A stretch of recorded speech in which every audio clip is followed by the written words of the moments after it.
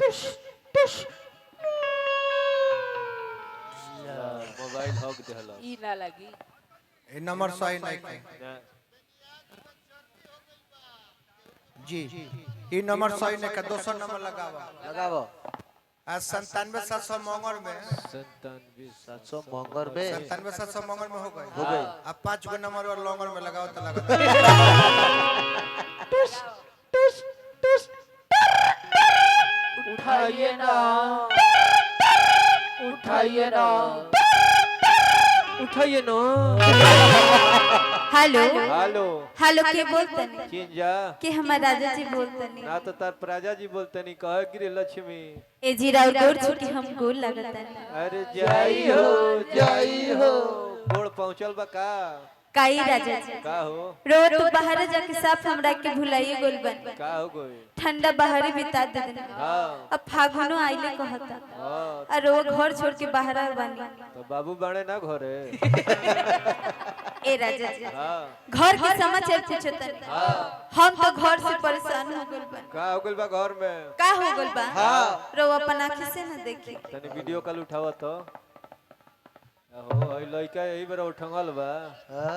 कहां गई रहल कुंभ नाही गई रहल का तने होने कर होने कुर्सी लौकत लंगड़ा केनिए को नहीं बका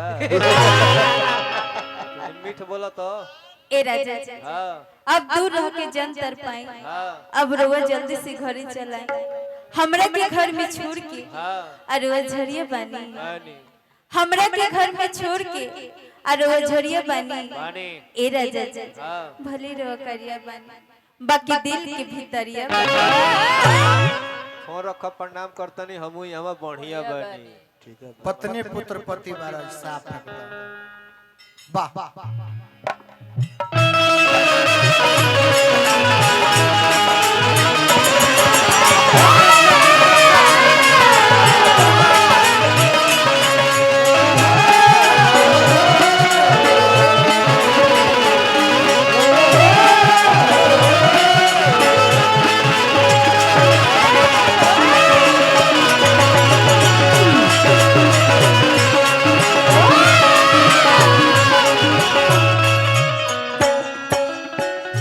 जलवैया के धरती से हमरा संतोष सिंह भैया बानी आशीर्वाद दे गइल बानी पौला के काई मेहरारू कहत के बोलब एक चढ़ली जवानी दूसरे दूर गौरवा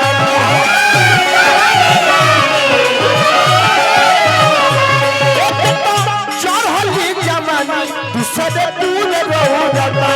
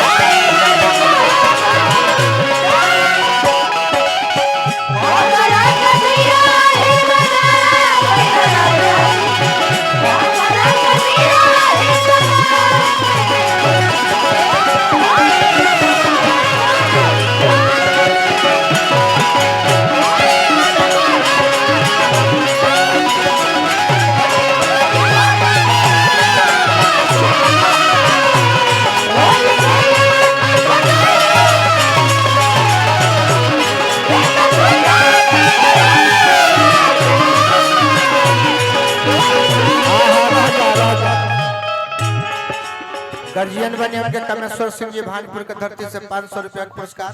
हमरा लाली बाबा इंग्लिशपुर से 500 रुपया पुरस्कार बाबा का पौ लगे मेहरारू कहती है चल हर फागुन तब से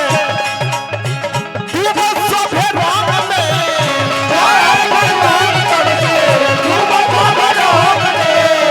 चल हर फागुन तब से डूबो सभे राम में हमारा पति नहीं भई पवन नयन में हमारा पति नहीं भई पवन नयन में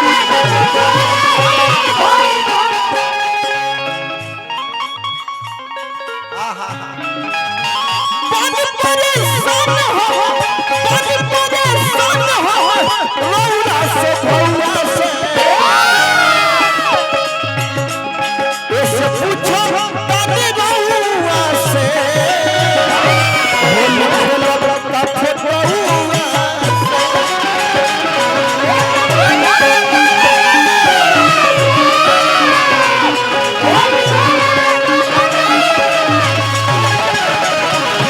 ऐसे पूछो ताने रौरा से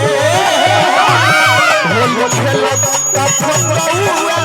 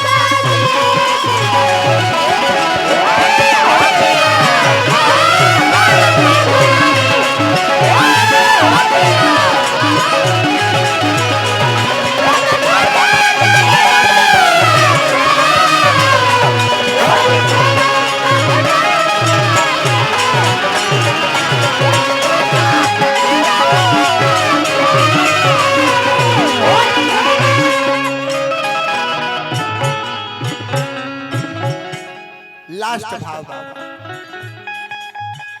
हमारा मनीष बाबा फिर 500 रुपया पुरस्कार दिले बानी और लगी कहीं नमो के नहीं जाना तू के 500 दे के गए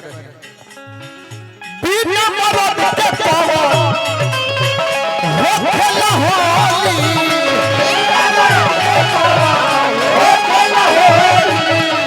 बिना मरद के पावा हो खेला होली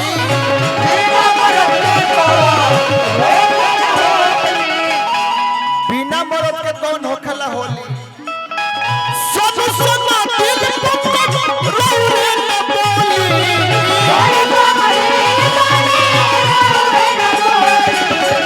सब समा दिल पकड़ रौरे न बोली अरे रौरे न बोली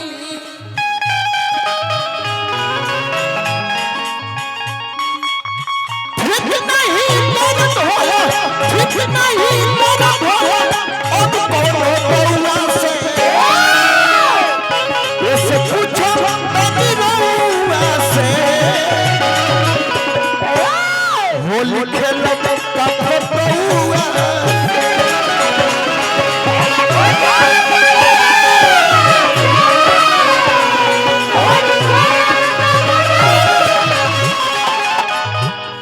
ऐसे पूछो ताने रौरा से होली खेलो का फोटोआ ऐसे पूछो ताने रौरा से होली खेलो का फोटोआ ऐसे पूछो ताने रौरा से होली खेलो